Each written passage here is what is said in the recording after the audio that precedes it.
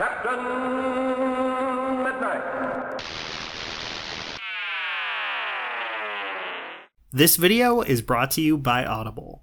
So, I've spent the past few weeks covering superhero movies and film industry news, and honestly, I really felt like switching things up this week and giving myself an excuse to go back and rewatch a bunch of episodes of Rick and Morty.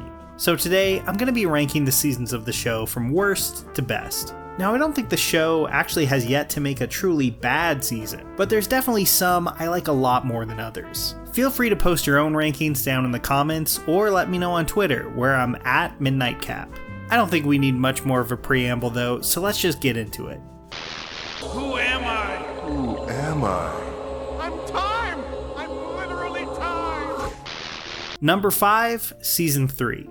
Initially, I did not expect to be putting this last, but looking over all the episodes, I kind of talked myself into it. See, to me, if Season 4 and 5 are defined by some extremely high highs and a few absolute disasters, Season 3 is defined by episodes that are just kind of good enough. Now, there's stuff I like here, like the Rick Lantis mix-up, and I've always had a huge soft spot for the Rick and Jerry story in the Whirly-Durly Conspiracy. But when I take a step back and look at it episode by episode, I do think Season 3 is kind of underwhelming. It's not bad, but it definitely feels like a letdown after the heights of Season 2, with episodes like the ABCs of Beth, which just really aren't memorable. It also went out on what I consider the worst season finale the show has ever done. Not a terrible episode by any means, just sort of okay, in a show where the season finales are usually really great. I also think the Vindicators episode is kind of a dud. Me being me, I was excited by the prospect of a superhero team episode, but I think it ends up being one of the weakest of the season, sidelining much of the supporting cast for some fairly flat new characters. There's also Pickle Rick, which I guess I kind of have to address here, even though from the moment it came out, it just seemed like an average, perfectly fine episode to me. Nothing more, nothing less. The extreme reactions to this episode, both how hailed it was when it first came out, and how much criticism it's received since, are both a little baffling. Like, it's perfectly solid, but the way it came to define the show in the eyes of so many for years is really strange and seems very arbitrary. It was an okay episode in an okay season.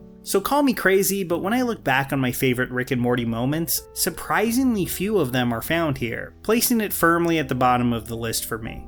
Number 4, Season 4. Season 4 contains the Vat of Acid episode, which is probably top 5 Rick and Morty to me. It also has a fantastic finale and a pretty great premiere as well. Those 3 alone put it above Season 3 for me, but there are weak episodes, like the infamous Dragon one, Claw and Hoarder, that definitely drag it down. I'll admit that this season would probably be at least a little higher if I loved that Snake episode as much as many of the fans seem to. For me, it just didn't click at all, and it felt like a fairly one-note joke that was dragged out forever. Still, I do think there's stuff here that's kind of become underrated, like Child Rick of Mort and Never Ricking Morty. Overall, I think Season 4 is pretty solid, which is why I'm a little surprised that I'm actually placing it beneath my next entry. Number 3, Season 5. Okay, hear me out. I know this has a couple of the worst episodes that the show has ever done. Many hated Rick Pendant Spray, the Evil Sperm episode, but to me, the clear low point of the season was that Gotron episode, which, as time has passed, I've kind of become convinced is the worst episode of Rick and Morty, period. It seems like it's trying to riff on mech anime, but it's never specific or creative enough to really bring anything all that insightful to the table. And the whole incest baby subplot is obviously trying its hardest to be effective shock humor, but it mostly ends up just being vaguely gross and unfunny because there's no other real joke there. That entire episode felt kinda dead on arrival immediately. Thankfully, the last 3 episodes were great. I especially liked the 8th episode, which honed in on Rick and Bird Person's friendship, and was the best character work I thought the show had done in years. That episode and the premiere were probably my favorites that the show has done since Season 2. I also thought the finale was really fantastic, so hopefully these final 3 episodes are a good sign of where things are heading going into Season 6. If those last 3 and the premiere didn't land for you though, I could definitely see placing this season a lot lower. For me, it rests pretty comfortably in the middle of the pack. Number 2, Season 1. Season 1 of Rick and Morty is an absolutely stellar season of TV that still contains many of the best episodes the show has ever done. The pilot is solid enough, but I think the show truly came into its own in episode 2 with Lawnmower Dog, which really sets the template for what so many great Rick and Morty episodes look like. Taking something that would be right at home in a family sitcom, adding a sci-fi twist, and then writing out that twist to its most heightened and absurd conclusion. With the possible exception of Raising Gazorpazorp, which I think is only really weak by season 1 standards, everything here works incredibly well. The show did so much right so early on. Unlike Dan Harmon's Community, which was strong in season 1 but was definitely still finding its voice early on, Rick and Morty seemed locked in right away. I mean, Meeseeks and Destroy was only the 5th episode of the show. Right out of the gate, this thing knew exactly what it wanted to be. Now that may sound simple, but I think it is kind of rare with comedy on television. There's also episodes like Rick Potion number 9, which I think might actually be underrated at this point. The dimension hopping is a well the show has probably gone back to too many times now, but it's incredibly effective here, balancing the comedy and the surprisingly grim drama pretty expertly. I really love this season, and I think the show only managed to top it once, which brings us to number 1, Season 2. In my book, Rick and Morty Season 2 is one of the best seasons of television in the last decade, shooting up even higher if we're talking about comedies specifically. With the possible exception of Interdimensional Cable 2, every episode feels like the show firing on all cylinders, from Tiny Rick to Get Schwifty to the Purge episode. I don't think the show has ever matched this consistency since. It also contains my single favorite episode of the show, Total Recall, which I made an entire video about a couple years ago. All of Rick and Morty's strengths are on display here, and nearly every risk the show was taking was paying off in a big way.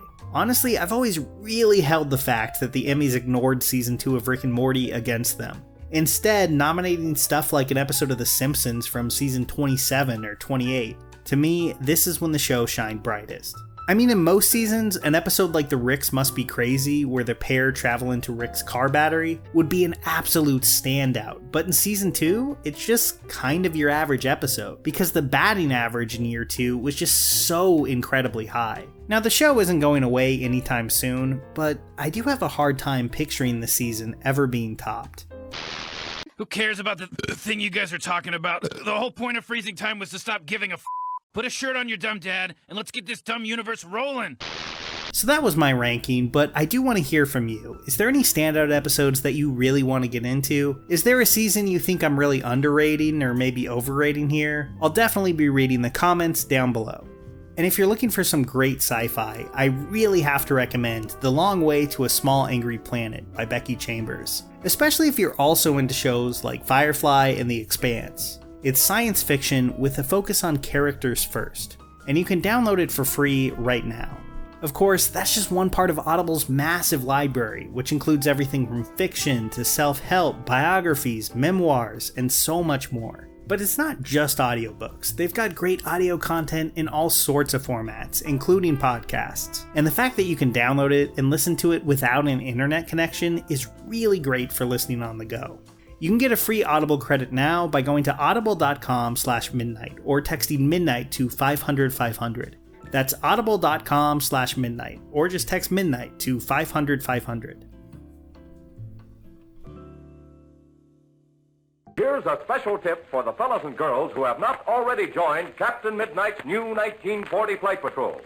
You'd better hurry up and join at once because there's a big adventure ahead. The thing to do now is to get started, because we're going to have not only barrels of fun, but loads of free gifts and prizes, too.